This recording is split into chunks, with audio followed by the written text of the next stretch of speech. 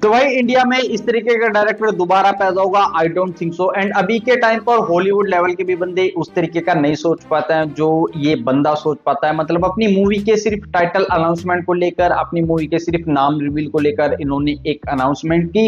And जब वो announcement का दिन आया तो उस चीज को उन्होंने पूरे के पूरे एक ग्रैंड इवेंट में तब्दील कर दिया। बड़े बड़े सेलिब्रिटीज बुलाए, अपनी पूरी की पूरी टीम को रिकॉग्नाइजेशन दिलाया एंड मूवी की पूरी स्टारकास्ट के साथ उन्होंने वो टाइटल रिवील किया, एक ग्लिम्स दिखाया, एक टीजर दिखाया। मैं बात कर रहा हूँ एसएस राजामौली की SSMB29, जिसका ऑफिशियल टाइटल हमें कल पता चला जो होगा वाराणसी। इस मूवी में हमें महेश बाबू, प्रियंका चोपड़ा और पृथ्वीराज सुकुमारन लीड रोल में देखने को मिलेंगे। एंड जब वो टाइटल रिवील किया, वो विजुअल्स देखकर I was absolutely feeling amazing.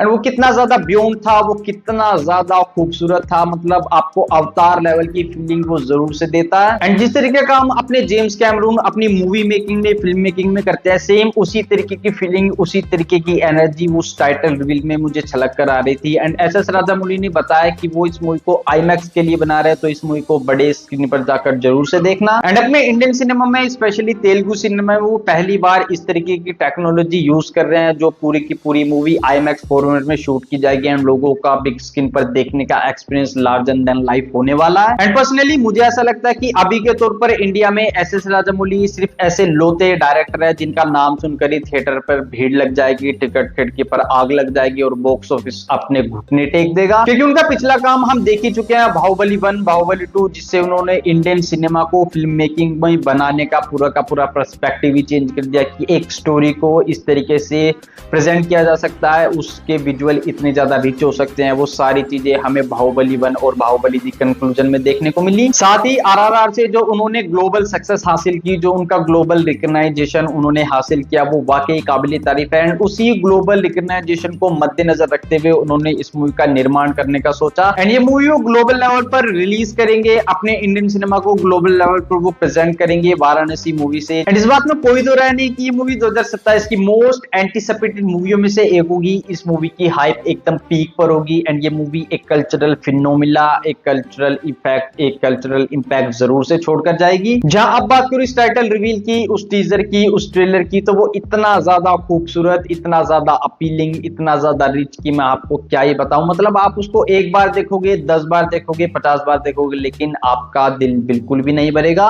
उसके विजुअल, उसका म्यूजिक, उसकी कलर ग्रेडिंग, उसका प्रेजेंटेशन एंड उसकी एडिटिंग देखकर आप प्राउड फील करोगे कि हाँ, हमारे इंडियन सिनेमा से इस तरीके के विजुअल हम एक्सपेक्ट कर सकते हैं। अपना इंडियन सिनेमा ग्लोबल लेवल पर इस चीज को लेके जा रहा है। जब बात करूं इस ग्लिम्स के विजुअल की, तो हमें पहला ही शॉट वाराणसी सिटी का देखने को मिलता है, जो अपनी इंडियन सिविलाइजेशन का पहला शहर है। उसके बाद हमें देखने को मिलता है 512 कॉमन एरा में कुछ मीटियोर और कुछ एस्टेरॉइड्स धरती पर गिरते हुए देखने को मिलते हैं। उसके बाद वो दोबारा से 2027 में गिरते हुए देखने को मिलते हैं, जिनको नाम दिया गया है एस्टेरॉइड संभावी, जो सीधे जाकर गिरते हैं अंटार्कटिका रोज आई शेल्फ में। एंड वहां पर कुछ लोग बर्फ के पहाड़ पर कुछ रिसर्च वगैरह कर रहे हैं। एंड उसके बाद जब कैमरा पानी के अंदर जाता है तो हमें एक विजुअल देखने को मिलता है जहां पर टूटी हुई नाव पड़ी है। एंड वहां पर कुछ ना कुछ ऐसा फोर्स होगी, कुछ न कुछ ऐसी लाइटनिंग होगी, कुछ ना कुछ ऐसा होगा जो अपने कलयुग के पीपल के लिए, अपने कलयुग के लोगों के लिए बिल्कुल भी सेफ नहीं होगा। एंड उस चीज को उस एस्टेरॉइड ने, उस मीटियोर ने दोबारा से जागृत कर दिया या फिर दोबारा से उसको आजाद कर दिया। एंड ये विजुअल मूव करते हैं अफ्रीका एम्ब्रोज वाइल्डनेस में, जहां पर हमें काफी सारे विल्डरबीस्ट देखने को मिलते हैं। उनके पीछे अलग अलग जानवर देखने को मिलते हैं जो एक तरफ भाग रहे हैं। उन्हीं जानवरों के बीच हमें एक पर्सन पैराशूट से उतरते हुए देखने को मिलता है। एंड उसके बाद हमें अफ्रीका का ही एक नाइट शॉट देखने को मिलता है। एंड राइट साइड में अगर आप ध्यान से देखोगे तो वहां पर एक बंदा खड़ा है जो रो को फेंक रहा है। एंड उसके बगल में हमें एक लड़की देखने को मिलती है जो शायद से प्रियंका चोपड़ा हो सकती है।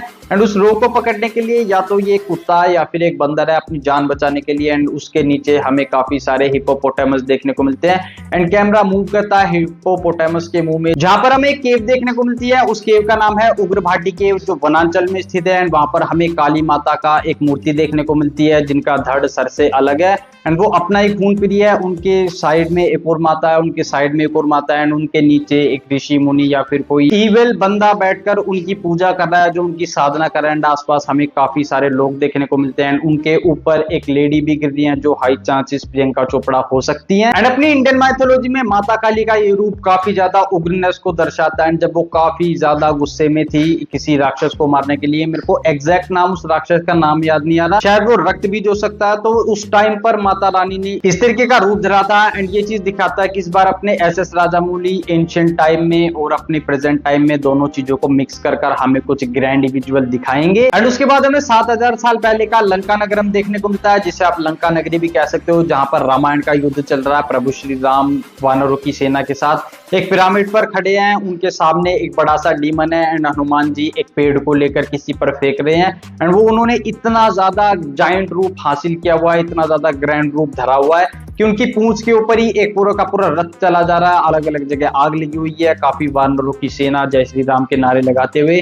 आगे बढ़ती जा रही है। एंड ये चीज दिखाता है कि एसएस राजामौली ने कितने खूबसूरत तरीके से इस चीज को डिजाइन किया है। जब आप उस चीज को बड़े पर्दे पर एक्सपीरियंस करोगे तो आपका पैसा बिल्कुल वसूल हो जाएगा एंड वो लार्जर देन लाइफ एक्सपीरियंस होगा and once in a life experience वो होने वाला। एंड उसके बाद हमें आज के टाइम का मणिकर्णिका घाट देखने को मिलता है, जो अभी भी वाराणसी में स्थित है। एंड वहां पर ऐसा बोला जाता है कि वहां पर लोगों को मुक्ति दी जाती है, भोलेनाथ लोगों पर अपनी कृपा वहां पर बरसाते हैं, लोग जीवन मरण के चक्र से मुक्त हो जाते हैं। एंड उसके बाद उस नदी में से, उस पानी में से हमें एक ब्लू कलर की लाइटनिंग देखने को मिलती है, जो धरती से आकाश की तरफ जा रही है। एंड वो लाइटनिंग या फिर वो फोर्स कुछ इस तरीके का हो सकता है कि वो लोगों के लिए, कलयुग के लोगों के लिए बिल्कुल भी सेफ नहीं होगा, या फिर वो एक अलग ही नेचुरल फोर्स होगी जो कलयुग के लोगों को एकदम जीवन दान प्रदान करेगी। अब ये फोर्स इन लाइटनिंग किस चीज को इंडिकेट करेंगे ये तो हमें मूवी देखने पर ही पता चलेगा। एंड लास्ट में हमें इस टाइटल रिवील की एक लाइव फुटेज देखने को मिलती है, जहां पर महेश बाबू हाथ में त्रिशूल लिए, गले में महादेव का लॉकेट लिए, नंदी पर सवार किसी की तरफ दौड़े चले जा रहे हैं। उनकी आंखों में वो रोब, वो जोश, वो गुस्सा हम विटनेस कर सकते हैं। इस मूवी में महेश बाबू एक बनारसी बाबू का कैरेक्टर निभाएंगे, जो थोड़ा सा बैड एज होगा, महादेव की पूजा करेगा, अच्छे बुरे का थोड़ा सा समझ रखेगा, लेकिन कुछ भी करने से पहले वो बिल्कुल भी नहीं सोचेगा। इस तरीके का कैरेक्टर हम महेश बाबू के कैरेक्टर से एक्सपेक्ट कर सकते हैं। एंड उनके कैरेक्टर का नाम होगा रुद्रा। एंड इस विजुअल के साथ जो म्यूजिक बज रहा है वो काफी ज्यादा इलेक्ट्रीफाइंग है, आपको एक एनर्जी सी वो जरूर से फील करवा देता है। एंड उस विजुअल में, उस शॉट में हमें जो भी कुछ चीजें देखने को मिलती है वो उस चीज को एकदम लार्जर देन लाइफ कर देता है, उसका देखने का एक्सपीरियंस वो बिल्कुल से बढ़ा देता है। तो ये थे वो सारे विजुअल्स जो हमें इसके टाइटल ग्लिम्स में देखने को मिले। एंड इस टीजर का, इस ट्रेलर का, इस टाइटल ग्लिम्स का एक एक विजुअल, एक एक फ्रेम, एक एक सीन इतना ज्यादा ब्यूटीफुली डिजाइन किया गया है कि आपको देखकर उसका बिल्कुल भी मन नहीं भरता। हर एक विजुअल का, हर एक सीन का, हर एक फुटेज की एक अलग से कलर ग्रेडिंग की गई है। एंड वो कलर ग्रेडिंग आपको बिल्कुल से फील होती है कि अभी आपने आइस का मौसम देखा था, उसके बाद आप जंगल में चले गए, फिर आपने वाराणसी का लुक देखा एंड आपने महाभारत का भी लुक देख लिया। तो वो सारी चीजें देखकर, उन सारी चीजों की कलर ग्रेडिंग देखकर, उन सारी चीजों का विजुअल प्रेजेंटेशन देखकर, उन सारी चीजों का कॉन्सेप्ट आज देखकर आपको काफी ज्यादा रिचनेस वाली फील आती है। एंड हाँ, हम ये बात पूरे दावे के साथ कह सकते हैं कि सिर्फ एसएस राजामौली ही इस तरीके का विजुअल, इस तरीके की थिंकिंग, इस तरीके की मूवी बना सकते हैं। बाकी ये मूवी हमें अगले से अगले साल 2027 में देखने को मिलेगी, जो ग्लोबल लेवल पर हमारे इंडियन सिनेमा को दोबारा से प्रेजेंट करेगी। And I hope, finger cross, मैं चाहूंगा कि ये मूवी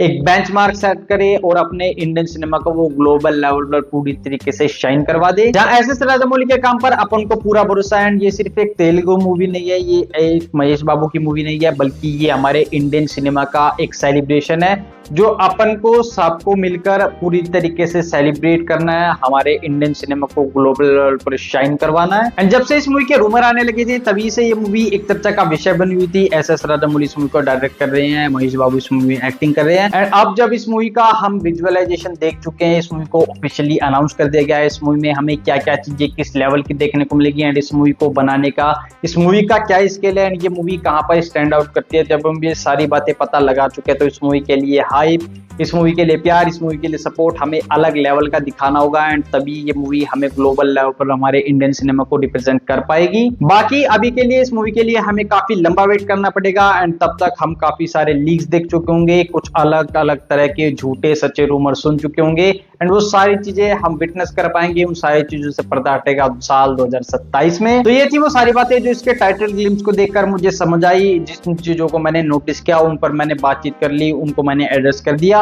अगर कुछ चीजें मेरे से मिस आउट हो गई हो, कुछ चीजों को मैंने नोटिस ना किया हो, और अगर आपने उन चीजों को नोटिस किया हो तो वो कमेंट्स में जरूर से बता देना, उनके बारे में बात जरूर से करेंगे अगली किसी वीडियो में। एंड इस मूवी के लिए हाइप हमेशा हाई रहेगी एंड समय समय पर इस मूवी को लेकर डिस्कशन हम जरूर से करते रहेंगे, जिसमें आपका साथ जरूर से लगेगा। तो उसके लिए चैनल को सब्सक्राइब जरूर से कर लेना, ये वीडियो अच्छा लगा हो तो लाइक कर देना एंड अपने दोस्तों के साथ जरूर से शेयर कर देना। बाकी मिलूंगा आपसे एक अगली वीडियो में, तब तक के लिए खुश रहिए, पेड़ लगाते रहिए और देखते रहिए रिएक्शन टाइम।